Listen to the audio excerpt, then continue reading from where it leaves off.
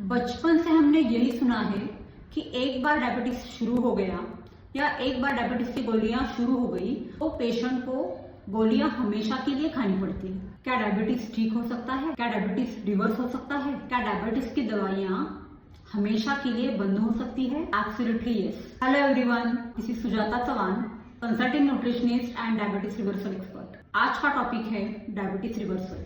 हमें ये बताते हुए खुशी होती है कि आहार कोड न्यूट्रिशन कंसल्टेंसी के अंडर हमने आज तक 1000+ डायबिटीज रिवर्सल्स किए हुए हैं। इसमें किसी का न्यूली डायग्नोज डायबिटीज था, कोई 2 साल मेडिसिन पे था, कोई 5 साल मेडिसिन पे था, तो कोई 10 या 15 साल भी मेडिसिन पे था। डायबिटीज के कई सारे मिथ्स है, जैसे कि शुगर खाने से डायबिटीज होता है, तो शुगर खाने से डायबिटीज नहीं होता। Sugar is one of the diabetes causing factor. दूसरा मिथ है डायबिटीज जेनेटिक होता है, तो कुछ केसेस में लाइक जेस्टेशनल डायबिटीज में ये जेनेटिक हो सकता है, लेकिन डायबिटीज एक लाइफस्टाइल डिसऑर्डर है। तीसरा मिथ है डायबिटीज सिर्फ मोटे लोगों को होता है या जो लोग ओबीस होते हैं उनको होता है, तो ऐसा नहीं है। डायबिटीज लीन लोगों को भी हो सकता है। हमारे पास अभी 4 ऐसे केसेस है जो लीन डायबिटिक है, जिनका वजन उनके हाइट के हिसाब से ऑप्टिमम है, लेकिन वो क्लाइंट्स डायबिटिक या प्री डायबिटिक कैटेगरी में है। और चौथा मिथ, डायबिटीज रिवर्स नहीं हो सकता, तो डायबिटीज रिवर्स हो सकता है 100%। सबसे पहले जान लेते हैं डायबिटीज होता क्या है। डायबिटीज के मेजर 2 टाइप्स है, type 1 diabetes and type 2 diabetes. Type 1 diabetes जहां पे पैंक्रियाज इंसुलिन सिक्रीट नहीं करता, और ये डायबिटीज इंसुलिन डिपेंडेंट डायबिटीज कहा जाता है। इसमें पेशेंट को बाहर से इंसुलिन दिया जाता है। टाइप 1 डायबिटीज जनरली चाइल्डहुड या टीनेज में हो जाता है, लेकिन टाइप 2 डायबिटीज जो है वो खास करके एडल्ट्स में पाया जाता है। टाइप 2 डायबिटीज जो है जो इंसुलिन रेजिस्टेंट होता है, जहां पे पैंक्रियाज इंसुलिन सिक्रेट तो कर लेता है, लेकिन बॉडी इंसुलिन को ठीक से यूटिलाइज नहीं कर पाती। आज हम टाइप 2 डायबिटीज के बारे में जानने वाले हैं। India is called as diabetes capital of the world. India में देखा जाए तो हर एक घर में 1 या 2 केस डायबिटीज के होते ही है, और एक बार डायबिटीज डिटेक्ट हो गया तो डॉक्टर्स गोलियां शुरू कर देते हैं और जिंदगी भर पेशेंट गोलियां लेते रहता है। लोगों को ये नहीं पता होता कि ये डायबिटीज हम नेचुरली घर का खाना खा के लाइफस्टाइल में अपने कुछ करेक्शंस करके उसको रिवर्स कर सकते हैं। आज हम टाइप 2 डायबिटीज के बारे में डिस्कस करने वाले हैं। तो टाइप 2 डायबिटीज के लक्षण क्या होते हैं? टाइप 2 डायबिटीज के लक्षण बताने के पहले मैं उसका रूट कॉज बताऊंगी।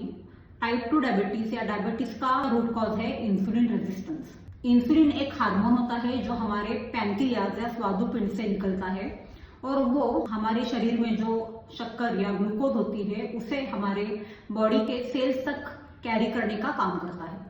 तो डायबिटीज में इंसुलिन रेजिस्टेंस होता है, मतलब इंसुलिन तो सिक्रेट होता है लेकिन ठीक से इंसुलिन काम नहीं करता। क्यों? क्योंकि जो ट्रिलियंस ऑफ सेल्स है वो इंसुलिन को रेजिस्ट करती है, ग्लूकोज को सेल्स के अंदर आने नहीं देती, और उसकी वजह से ब्लड में ग्लूकोज की मात्रा बढ़ती है। ब्लड में ग्लूकोज की मात्रा बढ़ती है, इसलिए पैंक्रियाज फिर से इंसुलिन सिक्रेट करता है। इसे बोलते हैं hyperinsulinaemia. That means pancreas insulin को ज्यादा सिक्रेट करता है। एक तरफ ब्लड में ग्लूकोज की मात्रा बढ़ी हुई है और दूसरी तरफ पैंक्रियाज इंसुलिन सिक्रेट कर रहा है। इसे ओवरऑल इंसुलिन रेजिस्टेंस बोला जाता है, और इंसुलिन रेजिस्टेंस यही डायबिटीज का मुख्य कारण है। तो अगर डायबिटीज को रिवर्स करना है तो जस्ट गोलियां खा के रिवर्स नहीं होगा। डायबिटीज की दवाइयां सिम्टम्स को मास्क करती है, ब्लड शुगर लेवल्स नीचे लाने में मदद करती है, लेकिन डायबिटीज रिवर्सल रूट कॉज पे काम करता है, मीन्स इंसुलिन रेजिस्टेंस को फिक्स करता है। क्या ये डायबिटीज डिटेक्ट करने के लिए कोई टेस्ट होती है? Generally fasting sugar and PP sugar आप जानते होंगे, लेकिन ये fasting and PP sugar diabetes detect करने के लिए काफी नहीं है, क्योंकि बहुत से time fasting and PP sugar आपने प्रीवियस डे पे क्या खाया है या फिर पीपी के सैंपल देने के पहले क्या खाया है उसके ऊपर डिपेंड होता है। डायबिटीज डिटेक्शन के लिए सबसे इंपॉर्टेंट टेस्ट है 3 मंथ्स मीन प्लाज्मा ग्लूकोज, जिसे HbA1c टेस्ट बोला जाता है, एंड सेकेंड टेस्ट है फास्टिंग इंसुलिन। बहुत से केसेस में डॉक्टर फास्टिंग इंसुलिन टेस्ट नहीं बताते, लेकिन फास्टिंग इंसुलिन टेस्ट भी बहुत जरूरी है। फास्टिंग इंसुलिन जो है वो आपका 2.6 to 6 के बीच में चाहिए। अगर HbA1c 5.6% के नीचे आता है तो हम उसे नॉन डायबिटिक कहते हैं। अगर HbA1c 5.6 टू 6.3 के बीच में आता है तो उसे हम प्री डायबिटिक कैटेगरी बोलते हैं, और अगर HbA1c 6.4 एंड अबव आ जाता है तो उसे डायबिटिक कैटेगरी बोला जाता है। बहुत से टाइम फास्टिंग शुगर नॉर्मल आती है 100 के नीचे, लेकिन फास्टिंग इंसुलिन ज्यादा होती है। दैट मीन्स बॉडी में इंसुलिन रेजिस्टेंस ऑलरेडी डेवलप होता है और डायबिटीज डायग्नोसिस लेट हो सकता है। इसलिए HbA1c के साथ फास्टिंग इंसुलिन टेस्ट करना भी बहुत जरूरी है। मैं हमेशा मेरे क्लाइंट को फास्टिंग इंसुलिन टेस्ट बताती हूँ।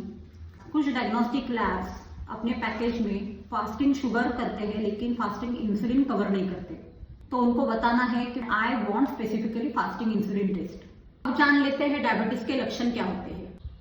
पेशेंट का मसल मास कम होने लगता है, फ्रीक्वेंट यूरिनेशन, बार बार पेशाब लगना, बार बार प्यास लगना, बार बार भूख लगना या दिन भर थकान लगना, ये सभी डायबिटीज के लक्षण हैं। डायबिटीज में इंसुलिन रेजिस्टेंस की वजह से बॉडी पे कुछ साइंस दिखाई देते हैं, जैसे कि नेक, आर्मपिट या ग्रोइन में स्किन टैग्स निकलना, या फिर नेक के अराउंड डार्क वेलवेटी पैचेस या जिसे एक्यांथोसिस निग्रिकन्स बोलते हैं वैसे स्किन डेवलप होना, ये भी साइंस दिखाई देते हैं। बहुत से लोगों को ऐसे लगता है अगर प्री डायबिटीज है तो हम सेफ जोन में हैं, उसके ऊपर हमें कुछ काम करने की जरूरत नहीं है, लेकिन ऐसा नहीं है। अगर प्री डायबिटीज है तो नेक्स्ट 3 मंथ्स में वो डायबिटिक स्टेज में जा सकता है, और खास करके जो पर्सन प्री डायबिटिक कैटेगरी में आता है तो उसके बॉडी में इंसुलिन रेजिस्टेंस 5 से 8 साल पहले ही शुरू होता है। उसके बाद HbA1c प्री डायबिटिक कैटेगरी में दिखाता है। मैं तो कहती हूँ प्री डायबिटिक और डायबिटिक ऐसे कुछ होता ही नहीं है। अगर आपका HbA1c लेवल 5.6% के आगे आता है तो आपने एक्शन लेना है। इंसुलिन रेजिस्टेंस ये सिर्फ डायबिटीज का रूट कॉज नहीं है, बल्कि जितने भी मेटाबॉलिक डिसऑर्डर्स है, फॉर एग्जांपल हाई बीपी हो, high cholesterol, fatty liver, PCOD, PCOS, heart disease, इन सब का रूट कॉज इंसुलिन रेजिस्टेंस ही है। शुरुआत इंसुलिन रेजिस्टेंस से होती है। किसी को पहले हाइपरटेंशन होता है या किसी को पहले डायबिटीज हो जाता है, और उसके आगे पेशेंट के एक एक डिसऑर्डर बढ़ने लगते हैं और उतनी दवाइयां बढ़ने लगती है। इसलिए रूट कॉज पे काम करना बहुत इंपॉर्टेंट है। मैं यहाँ पे बताना चाहती हूँ कि जैसे शुगर डजंट कॉज डायबिटीज, या सिर्फ शुगर या फिर राइस या फिर आलू छोड़ के डायबिटीज रिवर्स नहीं हो सकता। आलू, शुगर या राइस छोड़ना ये नॉन स्पेसिफिक एडवाइस है, लेकिन अगर हमें डायबिटीज अगर रूट कॉज से ठीक करना है तो पेशेंट का पूरा डाइट करेक्ट करना पड़ता है, और किसी भी पेशेंट का डायबिटीज रिवर्सल का जो डाइट है वो उनके स्टेपल फूड के हिसाब से डिजाइन किया जाता है। डायबिटीज रिवर्सल का डाइट भी जनरलाइज नहीं होता, वो केस स्पेसिफिक होता है और पर्सनलाइज होता है। डायबिटीज की दवाइयाँ खा के भी डायबिटीज ठीक होता है, तो डायबिटीज रिवर्सल क्यों? मेजर डिफरेंस है, डायबिटीज की दवाइयाँ जब पेशेंट लेते हैं तो उसे बोला जाता है डायबिटीज मैनेजमेंट। पेशेंट को डायबिटीज की दवाइयाँ लाइफ टाइम के लिए लेनी पड़ती है। एक गोली से लेके धीरे धीरे आपको मोर देन 10 गोलियां लेनी पड़ती है, और कई बार अनकंट्रोल डायबिटीज है तो brain stroke, heart attack, kidney failure या फिर ग्लूकोमा, डायबिटिक न्यूरोपैथी होने के चांसेस होते हैं। लेकिन डायबिटीज रिवर्सल में जो भी गोलियां है राइट डाइट लेके डॉक्टर की मदद से हम गोलियां बंद कर सकते हैं। एक बार डायबिटीज रिवर्स हो गया तो डायबिटीज के ऊपर पेशेंट का ऑन एन एवरेज 3,000 से लेके 5,000 depend on the hospital and doctor charges उतना पेशेंट का पैसा बच सकता है, और पेशेंट अनकंट्रोल शुगर की वजह से होने वाले कॉम्प्लिकेशन से बच सकता है। मुझे बहुत बार पेशेंट पूछते हैं कि मैं बिजी हूँ, मुझे काम की वजह से बहुत ट्रैवल करना पड़ता है, इस केस में डायबिटीज रिवर्सल हो पाएगा या नहीं? मेरा आंसर यही होता है कि आप कितने भी बिजी हो, लेकिन किसी भी केस में हम डायबिटीज रिवर्सल कर सकते हैं। Last but not the least, दर्शकों को यही आवेदन है, अगर आप 30 इयर्स प्लस हो, ओबीस हो, या फिर अगर बताए गए लक्षण आपको दिखाई दे रहे हैं तो आप आपका HbA1c फास्टिंग इंसुलिन टेस्ट करो, और अगर आप डायबिटिक कैटेगरी में आते हो तो घबराने की कोई जरूरत नहीं है, आप उसे नेचुरली रिवर्स कर सकते हो। Thank you.